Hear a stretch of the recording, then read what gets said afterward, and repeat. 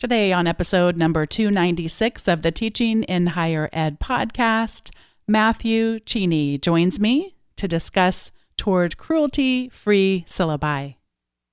Produced by Innovate Learning, maximizing human potential.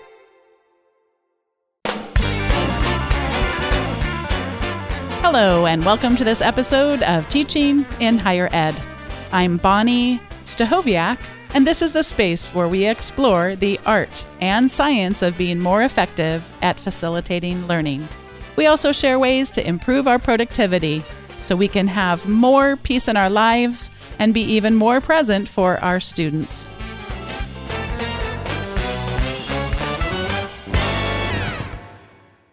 Matthew Cheney is Director of Interdisciplinary Studies at Plymouth State University. He earned a BA and a PhD in English from the University of New Hampshire and an MA in Liberal Studies from Dartmouth College.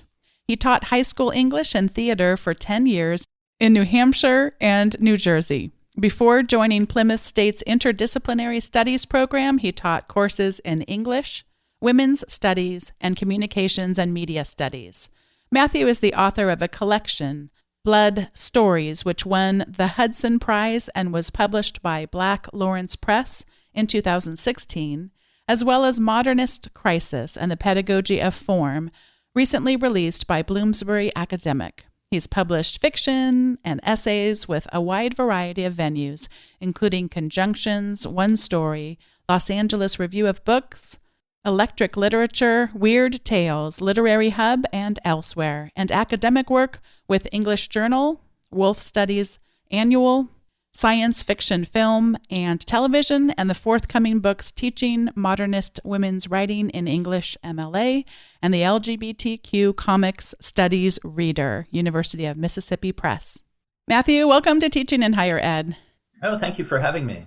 Before we started interviewing, I was up on Twitter and excited to interview you and admitted that when I go back and look at my syllabi from 15, 16 years ago, when I first started teaching in higher education, I can say that I likely had a cruel syllabus, a whole collection of them. What has this been like for you? Are these things that you always had in mind as you created syllabi, or did you also have to evolve as I did?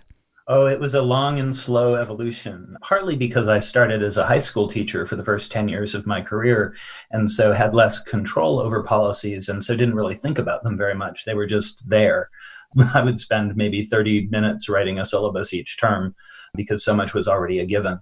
And then when I moved to higher ed, I took the syllabi that other people had given me as models and also sort of reflected, I think, on my idea of what a college teacher should be.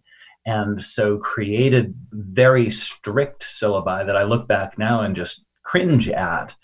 And it was a process of how there were a lot of policies I simply didn't want to enforce when we got into the classroom. And there were things that I felt were working against my own personality as a teacher and also some of my own ideals. And so slowly beginning to chip away at that. It was always difficult, though, because it's hard when you're at different levels of authority within an institution. And so I started out as an adjunct. And as an adjunct, at first, I didn't feel like I really should be doing much that was different from what tenured professors were doing, for instance. And then after being an adjunct, I was a grad student because I realized I actually liked teaching in higher ed and wanted to continue doing it. So I went back to school. And there, as a grad student, you're really at the bottom of the hierarchy. And so I didn't feel like I had a lot of authority to change things too much until eventually I realized that I was teaching composition mostly, and there were 50 or so sections of composition each term, and nobody was really looking very closely at me as long as students didn't complain. So that's when I really started playing around with things like contract grading and changing some of my approaches to different policies. Now I'm really lucky because I'm not only on the tenure track, but I'm also in an institution where my job is to be experimental and to push pedagogy as far as I possibly can. What you've just described is an important thing for us to mention as we begin. What you're going to describe to us shouldn't be radical, but is. I mean, I'm thinking about around grades. I used to teach as an adjunct many, many moons ago at a different institution, and they had the policy where only so many students could receive A's in a class, and so many students could receive B's, so on and so forth. And today I have the privilege of saying I would never teach in an institution as an adjunct where they had those kinds of policies. It is so counter to my values, but I have taught there. And at the time, I can say I didn't know better. I mean, you certainly could argue I should have known better, that that's not a way to treat people. That's not what grades are for. I just didn't have the capacity at the time for the critical thought that I do today. So some of the things we're going to talk about could be challenging if you're at an institution where there are these strict requirements. But I still think all of us need to start at the very minimum asking ourselves these questions and beginning to wrestle. One of the other big things I'm hearing you say, and you talk about that as you speak about a cruelty-free syllabus, there are some assumptions that you come into this conversation with. And I wish, Matt, I could say that I've always held all of these assumptions that we all do, but that is, of course, not the case. Could you share with us some of the assumptions that you want me to have and listeners to have as we go through this conversation? Yes, one of the assumptions that has been really transformative for me is one that came from Jesse Stommel when he said multiple times in various ways that his basic philosophy of education is trust students. Mm-hmm. And when I first heard that from him, I realized that a lot of my work and a lot of my career and a lot of the moments that were most tense were moments where I had forgotten to trust students, where I didn't even think it was my job to trust students. I actually thought it was my job to be quite the opposite, which was to distrust students and to fear that they were trying to get away with something. And it was my job to be the cop and keep them from getting away with something. So that was important to me. Others that I have said, for instance, if you see the Google presentation I created on Cruelty-Free Syllabi, the basic assumptions there that I offered were that students are central to your courses. I think this is a key idea that we often forget, especially in higher ed, where we think that we are central to our courses, that our content is central to our courses, that we are here to convey the great knowledge. But I think if we switch to thinking about that we are here for students, that creates some different inflections of the work that we're doing. Also, that you want students to be successful. That goes back to, grading on a curve and all of that. One of the high schools I worked at was told that we should aim to have a B- average in all of our classes, that we could tell we were teaching well if we had a B- average. And that made no sense to me if I was thinking about wanting to help students become as successful as they could possibly be. Another is that you respect students as human beings, that they aren't just numbers or widgets, that they aren't just tools for our own ego or our own brilliance, that in fact they are human beings, and as human beings they are complicated like all of us. And then finally, I think of it as the Stommel rule. You have the capacity to trust students. As we enter into the idea of a cruelty-free syllabus, we have these assumptions in mind. Our students are at the center, we respect them, and we trust them. Speak a bit about excuses. So these might be excuses around turning in something late or showing up late to class, that kind of thing. What have you seen around how some of us faculty treat excuses? Yes. So I was giving a presentation on this recently, and somebody asked me afterwards, he said, I love all of these ideas, but what about the students whose family members are always dying? And I thought, well, it seems to me that there's something else going on there, and that there are a few different things I want to think about. One, I would rather take the chance of being gullible and having a student lie to me about a family member dying than take the other chance, which is that I don't believe a student when their grandmother really did die. On my first term teaching full-time here at this job, my mother was ill and passed away. And, I can't imagine what would have happened if I hadn't had the support of my colleagues. And that sort of support, from the full institutional support, is something that our students deserve just as much as I deserve as an employee. So one, I am happy to be gullible about things that matter, but I also think that it's important for us to create conversations with our students early on so that they can then begin to trust us too, because students don't enter a classroom immediately trusting a teacher, particularly if they've had bad experiences in the past. And that's one of the things that often motivates the kind of behavior that people want to police.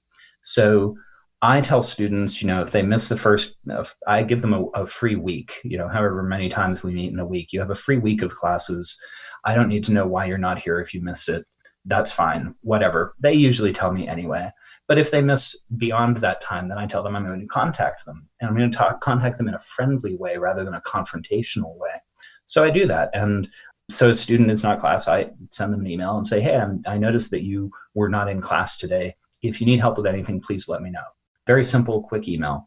And again, students tell me, wow, I've never had a teacher do that for me. And that shocks me because it seems to me just sort of basic human relationship stuff. And then as students go forward, I work with them on an individual basis of why they're missing class. If they miss class, what are the obstacles to their being in class? I had a student last term who was working 50 hours a week to be able to stay in school. That was going to have an effect on our class because that student was so severely sleep deprived. So we try to help them get the resources that they need, to know that I'm always there, to know that sometimes, yes, it's going to have an effect on your academic performance. Of course it will. But that's not about you as a human being. That's about you and time management in this particular moment and the obstacles that you're facing. So for me, I try to always make these sorts of things into a part of a conversation. One of the things that you shared about are words that you say come from Jesse Stommel. It's a test for our syllabus. It's about because I say so. So how can I use these 4 words in order to kind of test out and go and read my syllabi and see how I'm doing? Yes, I think that's just a brilliant test, and I stole it completely from Jesse, but I've seen a number of faculty we work with here at Plymouth try this out and be quite surprised because there's a way where we get used to a kind of bureaucratic academic language that we oftentimes just inherit. And we're used to this position that creates a kind of authority that we may not actually be comfortable with when we really sit down and think about it. So thinking about why I had all of the different policies and guidelines within my syllabi, I began to realize that a lot of it was just because I was positioning myself within a particular type of authority within the classroom. And I think Jesse's way of looking at this, of just adding the words because I say so after each policy and then asking yourself how you feel about that, is a really quick way to get at a lot of the assumptions that may be hidden to us because we're so used to this language. You have 3 areas you tell us we can start in as we look for cruelty in our syllabi. We can look, as you just said, we can look at our tone. Do we have that kind of tone that if it was followed up with, because I say so, it would fit perfectly? Or, does that not come to mind as we read through them? You also talk about that trust element again. So are we setting up a syllabus with a presumption of trust or untrustworthy students? And then the last one, are your policies designed more to punish or to support? What are some of the elements inside of the syllabus where we really need to pay attention? The places that I looked for myself and found this strongest were in places like attendance, because there I realized over the years that I had built up all sorts of Baroque systems to punish students for missing class. So I found a lot in my attendance policies, in policies around technology and cell phones. Those are big areas where I think we often inherit some assumptions about how students should behave. And also areas where we all have our own pet peeves. And I think pet peeves are fine because we also are human beings. But if I have pet peeves, I want to make sure that I show them to the students as my own personal pet peeves and not as eternal laws of the universe. So I want to make sure in presenting authority, because I have authority in the classroom and I have to own that authority. I think that there is also a danger in pretending you don't have an authority that you do. So I want to own the authority that I have and personalize it, and perhaps even explain it. So I've tried to do that also over the years. And what I found in doing that is actually I get fewer and fewer pet peeves because I realize that the logic behind my pet peeves is deeply faulty. But that's the areas where I've been going. Also with late work and anything around grading, I think it's worth thinking about what kind of authority do you want to have and what kind of authority do you want to communicate to the students. The element of trust just keeps coming back central to me. And I'm thinking about some of the questions that you suggest that we pose. Why is it important for students to attend our class? Why is it important for them to turn in work by the deadlines that you set? In terms of deadlines, I do tend to be a deadline-oriented person. As I've gone and studied about cultural differences and things like that, I know I definitely have a very tight orientation to time, and that not all cultures have that. I also happen to know that I teach in a business program, so in the American business context, there are a lot of people going around that have very time-oriented notions too. So to not have our students recognize that sometimes if you aren't able to get yourself to that job interview on time, it's going to have you lose out on things in life. But asking ourselves these questions over and over and over again. I know you have more questions that we might want to ask ourselves as we think through our class policies. Yes, these are all things that I think is valuable to make visible to the students and to ourselves. Yes. Because often we as teachers, we actually can answer these questions. We just haven't chosen to share those answers with students. I think it's very important for students to attend my classes. There is a reason that we are getting together as a group in the world that will never be together again after this class ends. So we need to take advantage of that time as best we possibly can. But if I don't communicate that to them, then they may not have an understanding of that. It may just be, this is yet another class I just have to get through. It's important for them to meet certain deadlines because otherwise I can't keep up with the work that is coming in. There are very practical reasons to keep up with deadlines. So I'm going to set deadlines based on my own schedule because I have to be able to give students feedback and response to their work. And then at the end of the term, I have a deadline that I have to meet with the registrar's office, or else students' grades don't get entered, and that becomes a big problem.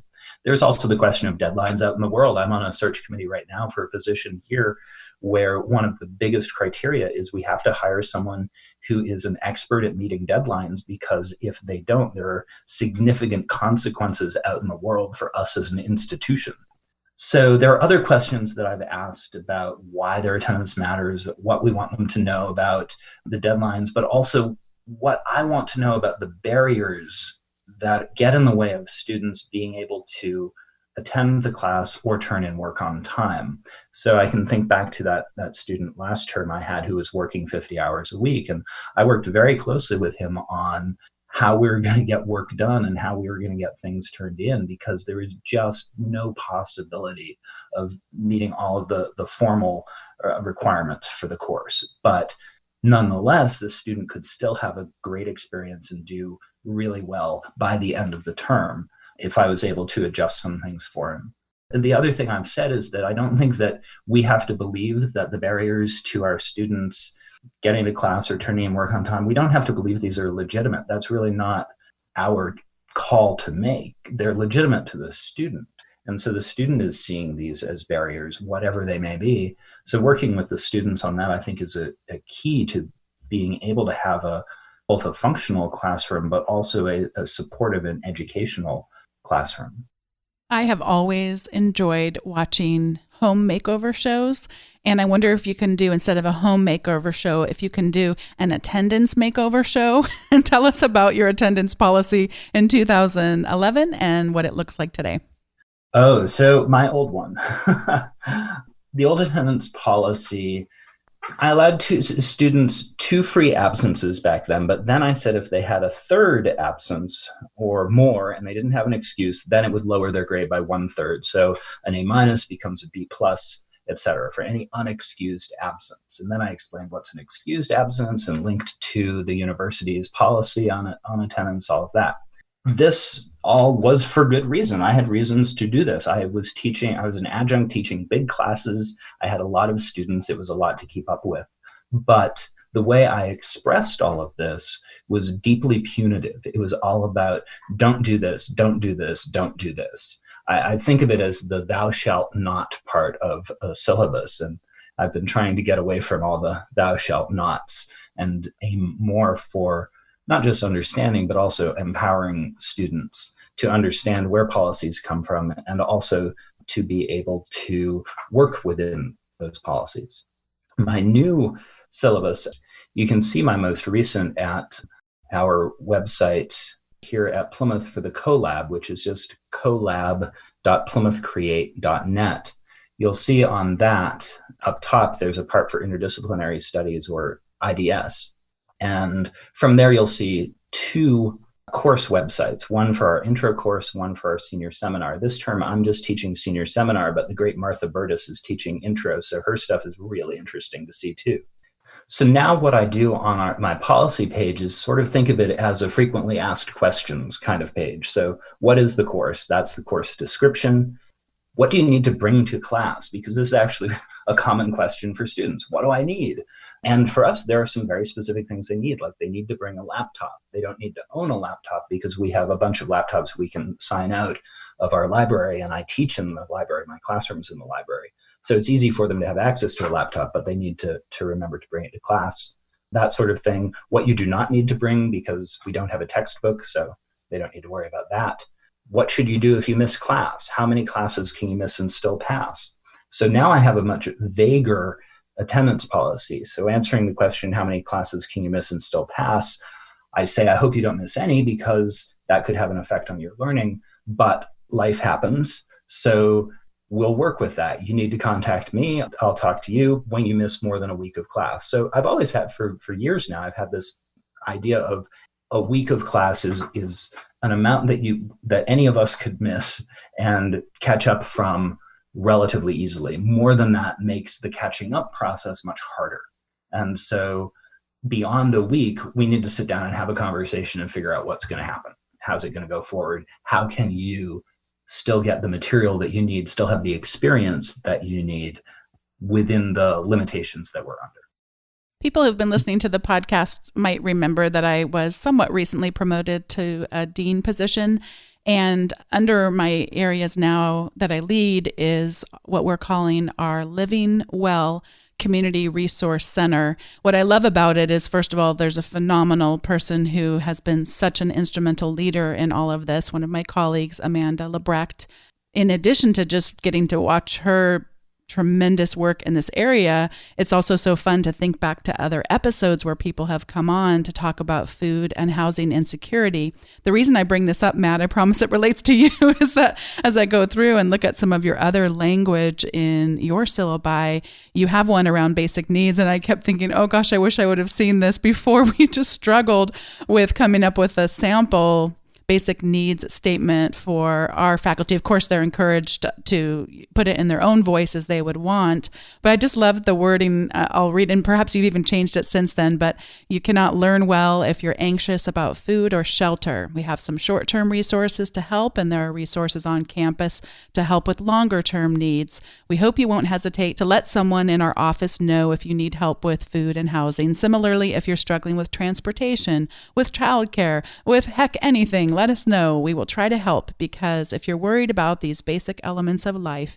you will not be able to be a good participant in our learning community, and we want you to be. And I could keep going and going. I mean, you clearly have thought so deeply about these things, and it would appear to me that you put these in your own words, or is this something that is also a template that's provided to other faculty? How do you have people try to have a similar voice, but then sometimes they might want to bring their own voice into the syllabus? What's your recommendation there?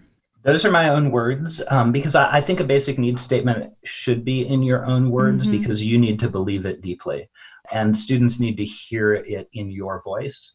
The ideas in it are not my own. The ideas are shared among us here, and I think I would trace my awareness of basic needs back to Sarah Goldrick Rabb, and I have taken a lot from other people's basic needs statements, but what I've used and what you just read is very much my own words, because I need that to be an important part of the policies of my course that students will believe. And I'm lucky to work in an office that is fundamentally committed to basic needs, But I think that the realization I came to with basic needs is exactly what that statement says, which is that a lack of basic needs is an obstacle to education. So here is a thing that is getting in the way of my students' learning. And I, as a teacher, my responsibility is to try to address the obstacles to my students' learning. And that doesn't mean I have to go out and solve the problem of student homelessness or student hunger. It means that I have to be aware of the resources that are available at my institution, which are many, and I have to have some ability and some knowledge to connect students to those resources. So I have to educate myself about the place where I work and the place where I live so that I can help students when they are facing obstacles like that. I would love to have you share a little bit about names, because I think that most of us are getting to where it might be common for us to ask about preferred pronouns, but you take that much further, and I think it could be an important source of inspiration for us. That's what I realized in thinking about pronouns, is it's not just about pronouns. It's about how all of us want to be addressed in the world. So even for people who don't have any particular investment in their pronouns, we do have some sort of investment in our name and what we want to be known as. So I've sort of tied the pronoun question in with the larger question of how we want to be addressed within this particular space, in this particular group of people. That goes back to, there's a long time I've had a statement of some sort about my own name on my syllabus, because after 10 years of teaching high school, I was very tired of being Mr. Cheney. And so I really just wanted to go by my first name. And it's at this institution, every institution is different in its particular culture, but at this one, it's very hard to get students to address you by your first name. And so I always said, please call me Matt or Matthew, or just Cheney, my last name. And then I realized, as awareness of pronouns became more and more common, I realized that, I've already got this space about names within my syllabus, within my teaching. I should open this up to everybody. We should all be addressed by the name that we want to be addressed by. And so that's really why I have this much broader sort of names policy on my syllabus now. I am going to encourage people to go to this episode's show notes at teachinginhighered.com/296, because there are 3 areas that we can even look further to grow in. We have had episodes on ungrading, but I'm going to link to the articles that you share about that and some of your resources. And then building a syllabus with the class, and you point to Kathy Davidson and Robin DeRosa, so I'll put those links in the show notes. And then also you have blowing up the syllabus altogether, and I'll just have you share a little bit about that, and then we'll move on to the recommendations. What is it like to blow up our syllabus altogether? It's really hard. That would be in the sort of advanced version of all of this, I would say.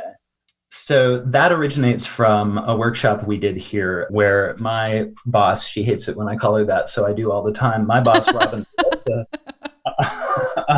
so Robin DeRosa charged me with creating, I had these 2 sessions. One was sort of an introduction to Cruelty-Free Syllabi. The other one, she said, needs to be the radical open syllabus. Be radical. So I thought, geez, what's radical when we're talking about this?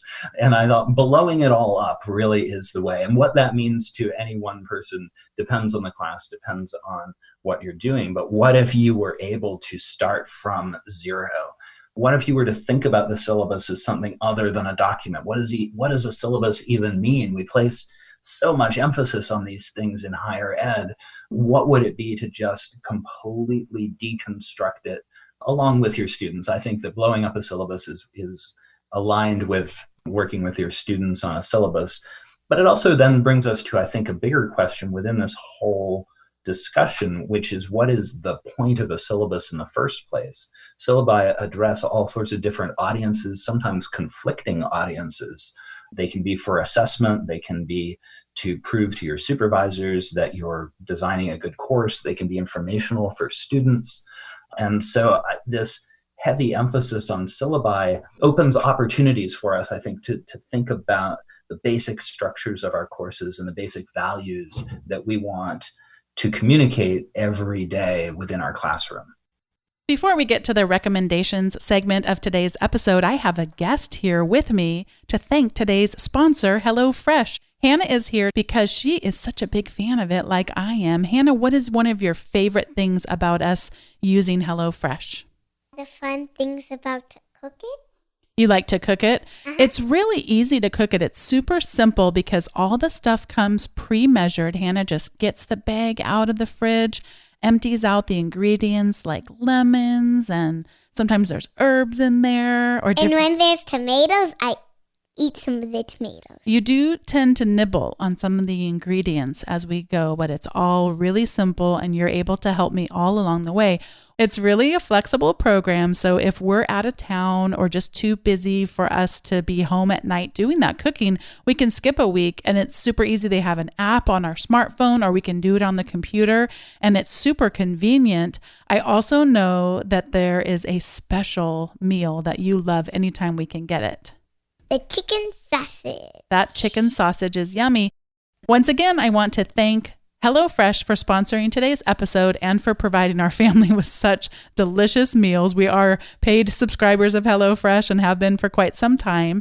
And if all of you would like to give HelloFresh a try, just go over to hellofresh.com/TIHE10, as in teaching in higher ed 10. And that 10 is in reference to 10 free meals that you can take advantage of through this promotion. Head over to teachinginhighered.com/TIHE10. And then when you place an order, you enter the promo code TIHE10, and that'll get you the 10 free meals. This is the time in the show where we each get to give our recommendations, and I have two today. The first one is more of something I would suggest that we think about, and the second one is actually tangible. The first one is to always ask first. And what I mean by that, I want to tell two quick stories. One story happened about 25 years ago. A colleague of mine, I was working at a computer training company.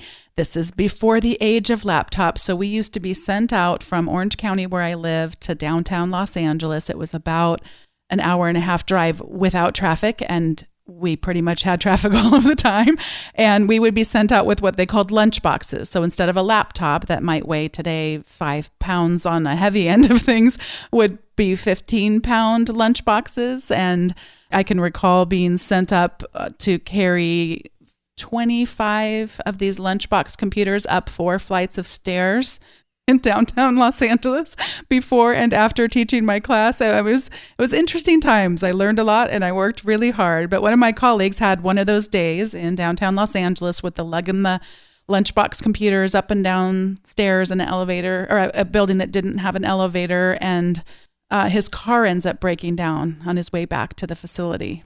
And he didn't have a ton of lunchboxes that day. I recall vividly the number he had because there were 4 of them.